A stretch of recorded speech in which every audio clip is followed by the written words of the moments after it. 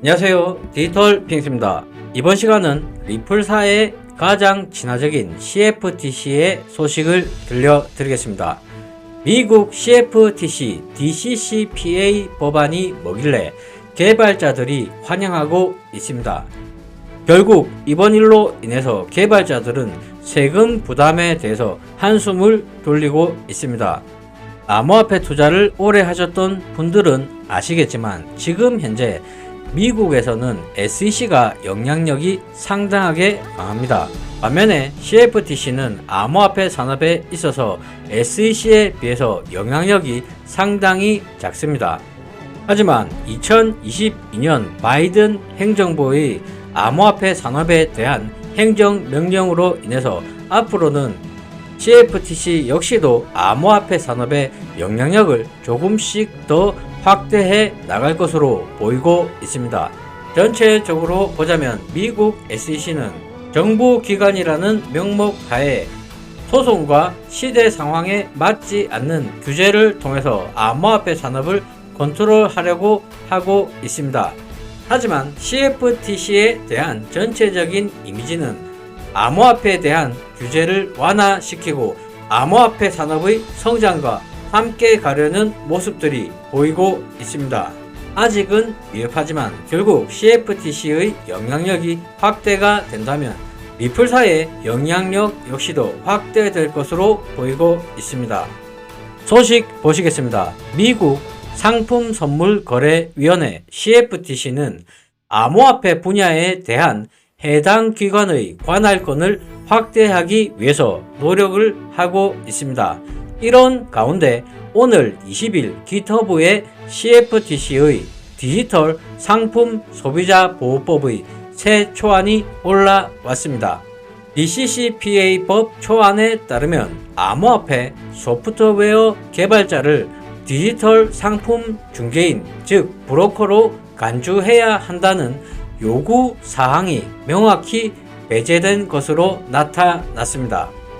이에 대해서 수많은 관계자들은 환영을 하고 있습니다. 법안의 실행은 아직은 멀었지만 일단 개발자가 브로커로 분류가 되게 된다면 세금 보고 요구를 준수해야 할 의무가 생깁니다.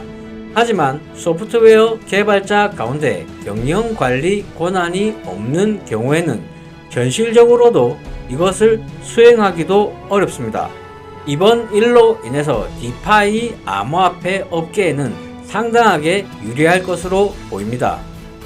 당장에는 디파이 관련 암호화폐 업계에만 유리할 것으로 보이지만 조금만 더 길게 보자면 디파이 뿐만 아니라 암호화폐 업계 전반적인 큰 호재로 보이고 있습니다.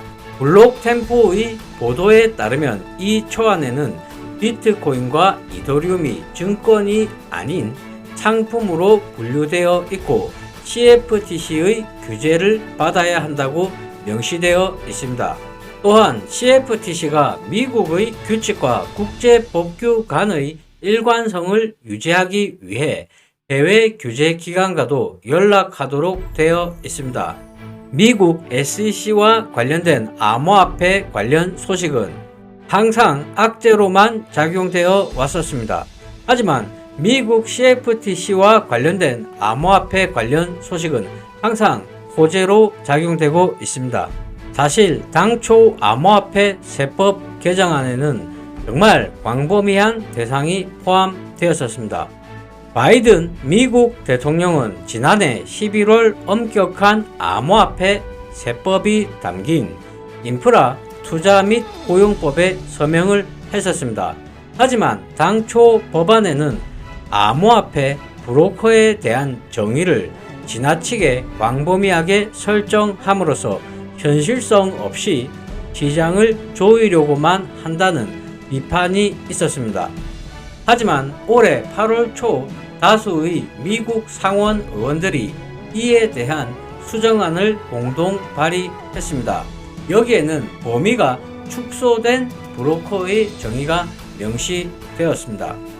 따라서 이들은 암호화폐 자산 수입에 대해서도 당국에 상세 보고를 제출할 의무가 없어졌고 가장 중요한 가혹한 세금 문제에서 벗어나게 됐습니다.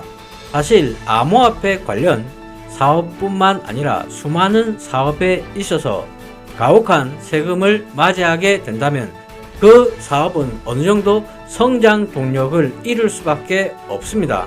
하지만 리플사의 친화적인 미국 CFTC와 미국 상원들로 인해서 암호화폐 산업의 가혹한 세금 문제는 어느 정도 해소가 되었습니다. 이번 일로 인해서 수많은 암호화폐 산업 관계자들이 미국 CFTC를 환영하고 있습니다. 미국 CFTC의 영향력이 암호화폐 산업 내에서 점점 확대가 된다면 이것은 리플사에게도 상당히 긍정적인 부분입니다. 그 이유는 수많은 분들이 아시는 것처럼 미국 CFTC는 리플사에게 상당하게 친화적인 발언을 많이 하고 있습니다. 미국 CFTC를 응원하면서 이상 방송을 마치겠습니다. 시청해 주셔서 감사합니다.